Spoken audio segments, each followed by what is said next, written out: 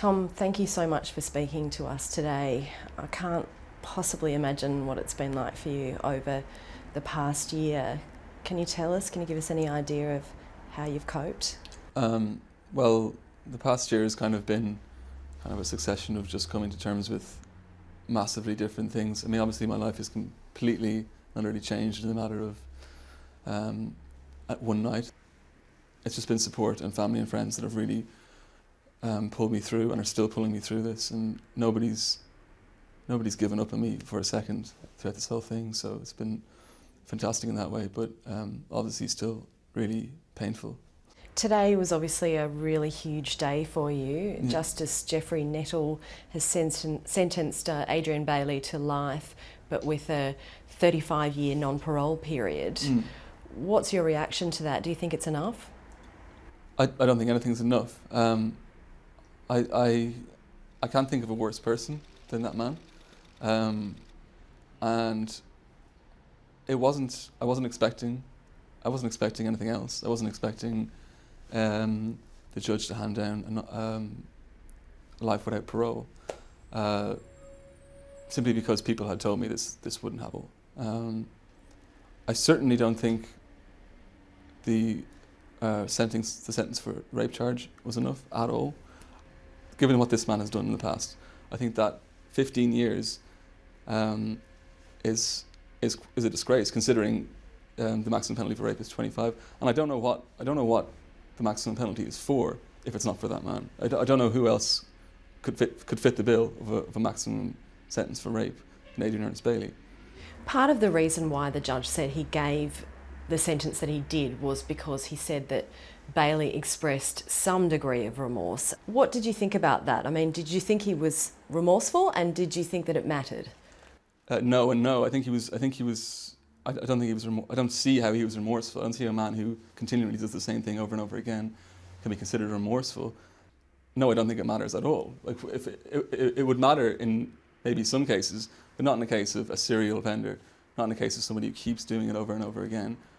If he has a little cry, I mean, I don't know what difference that makes to sentencing at all. It's baffling. It's bewildering to sit there and listen to somebody sort of coddle this man with ideas of remorse, and who cares if he has remorse? How did you feel when you found out that he had served 2 previous prison sentences for sexual assaults, multiple sexual assaults, threats to kill, abductions, the whole thing, and for the last sentence he served less than half of the maximum penalty for 16 counts and 5 victims?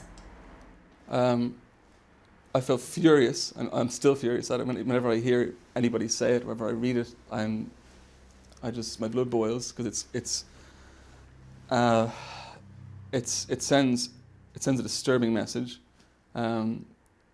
This man is unrepentantly evil. He's been let off too many times by our justice system, and he's just it's obviously a complete menace, and it sends out a really dangerous message to society. I think if you do this, I mean, I'm aware that his previous victims in the previous case before Jill were sex workers, and I'll never be convinced that that had nothing to do with the leniency of his sentence, which, as I said, sends a very disturbing message. Because if we say what it says to women is, be careful what you do, because if we don't like what you do, you won't get justice. And then what it says to people like Bayley is not don't rape, but be careful who you rape.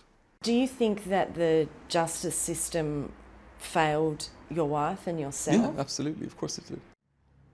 I think the primary role of a parole board should be to protect the innocent. Very secondary to that would be rehabilitation. Rehabilitation is still a thing we need in our justice system, of course it is, but it's not a person like that. They have to do a risk assessment of, and the number one priority of that should be to protect the innocent, and that's what they didn't do in his case, and that's why Jill's not here. This is how this affects real people. This isn't like a story that people can tell. This is how this affects real people. It's not It's not fair that it's my wife, of course it's not, but it's not fair that it's anybody. And the effect on you as a real person, you know, what has this done to you?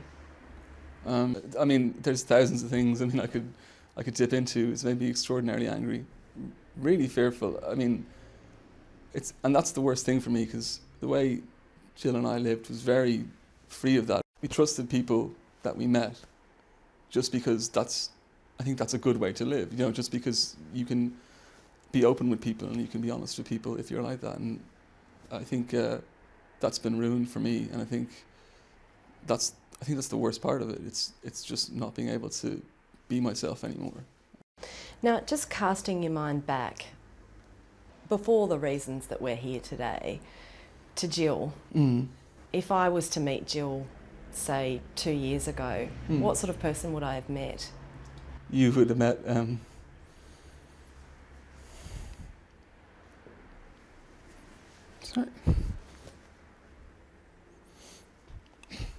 Sorry, you would have met the funniest girl in the world. Sorry. That's okay.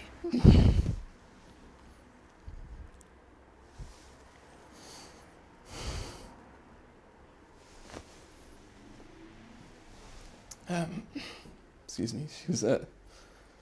She was incredibly funny, incredibly witty, and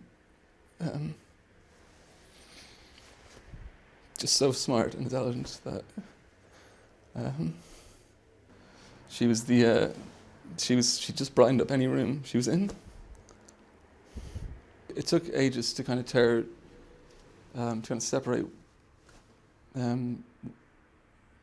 my memories of her from what happened to her, you know. So it's kind of I love to think about her, but it's often very intrusive, and something will just pop into your head, and you know it comes out of nowhere, and then it's difficult to separate. But you know it's worth it to try. It's worth it to remember Jill. So that's what I try to do. It's never that part of it's never over until you finally see that monster gone, you know. So hopefully I can just cut him out of my life, and of course he'll always be there, but I mean I don't want him there. So I want to think of Jill. I don't want to think of him.